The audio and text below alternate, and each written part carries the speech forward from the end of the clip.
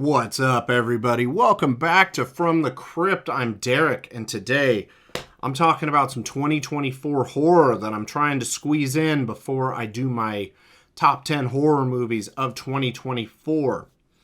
But today I have Heretic, directed by Scott Beck and Brian Woods.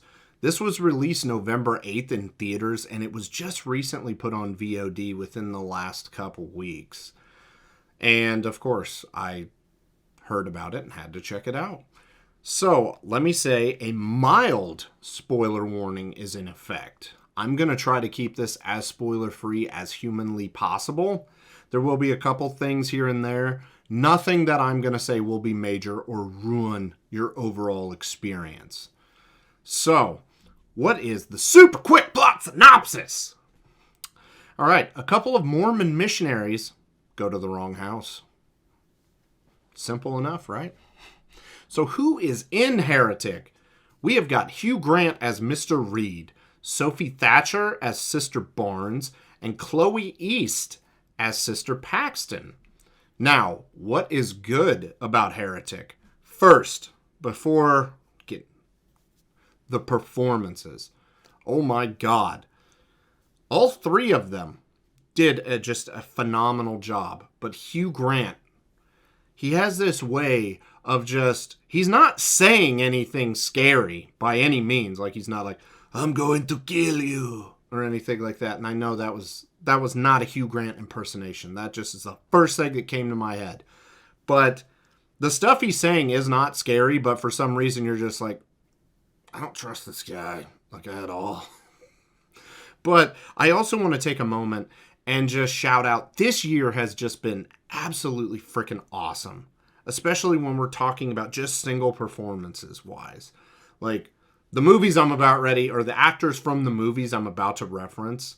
Obviously, those movies are freaking fantastic, but Demi Moore in The Substance, Naomi Scott from Smile 2, Hugh Grant from Heretic, David Dastmalchian from Late Night with the Devil, Maika Monroe from Longlegs. Just seriously, it's been absolutely freaking nuts this year. So, anybody saying that horror is dead or sucks this year, you were looking in all the wrong places, believe me. Now, next, I want to say, I didn't view this as like a hardcore horror movie by any means. It's more of a suspense thriller with some horror elements just sprinkled right on top. Enough to be like, to get some people to be like, that's a horror movie. I thought it was more of a suspense thriller-esque. And part of the suspense comes from the second they get in the house to just sit down and talk to him. This gets absolutely uncomfortable, and I love every damn second of it. Like, you just like, oh man. It kind of had, and hopefully I described this well or else people will roast me for not. When I watched Game of Thrones, part of the excitement of Game of Thrones wasn't just the battles or anything like that. It was literally just the characters talking to each other, plotting, scheming, or just, a simple frickin' ride from Winterfell to King's Landing. This had that same, like, the dialogue was just as important, if not more important. And you don't want to look away from it. I don't know. Hopefully that made sense to some people. And if it did, defend me in the comments, please. Because some people will be, what the fuck are you talking about? Shut up! Alright? Sophie Thatcher. It took me a little while to remember where I recognize her from, because she was in Yellow Jackets, which I've only seen the first season of it. Thought she was great in Yellow Jackets, thought she was great in this as well. And I don't know, like, she kind of gives me some Lauren Lavera vibes from Terrifier 2, 3, and The Well. I don't know, they look kind of similar. I'm not crazy. Just watch it, you'll figure it out. I also really like the fact that in this movie, they were presented with choices. And this, I'm not going in depth on anything. Any movie is based on choices. Like in a slasher, it's like, oh shit, do I run up the stairs or out the front door? 9 times out of 10, they run up the stairs and we know what happens. But they're presented with these choices and they do kind of weigh the options of, well, we do this, it's dumb. We do this, it's going to be difficult, but at least it's smart. And they ultimately try to go with the smart choice, but the choices have been made long before, or the decisions for the choices have been made long before they even realize it. So that was cool. This movie also made me want to play Monopoly. You'll have to check it out to see. The music in this movie was great. They had, I believe it was like 3 or 4 different songs throughout. And it's just very fitting for what the movie was going for. Just accentuated everything. And Sophie Thatcher actually sang on the song that plays during the end credits, which I'm not going to say what it is. You'll just have to check it out.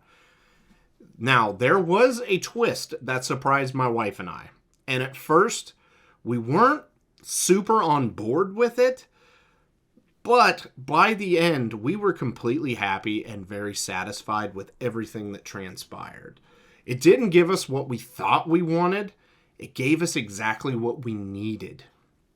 And then lastly, the one true religion and the deduction that led to its explanation, that whole sequence is awesome.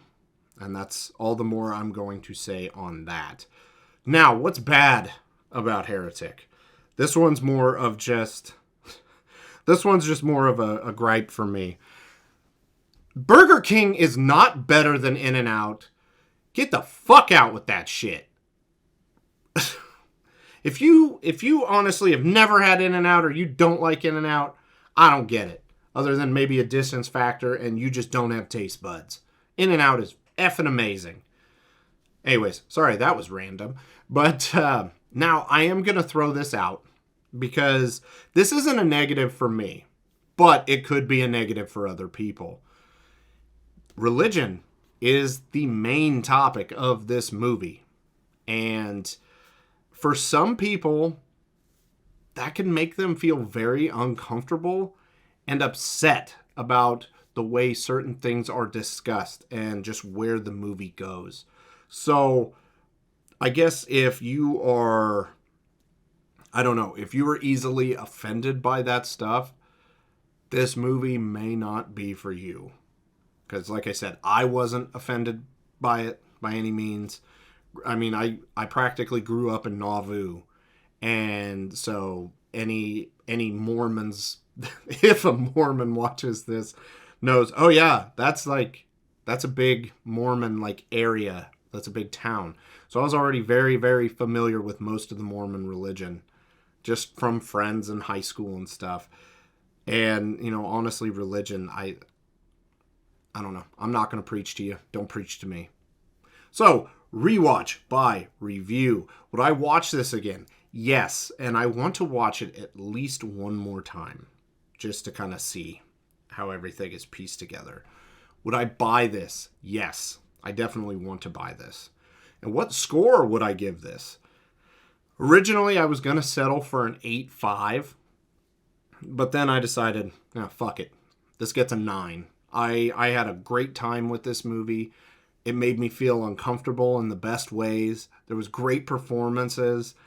And I think I'm just a sucker for suspense thriller movies with a little horror sprinkled on top of it.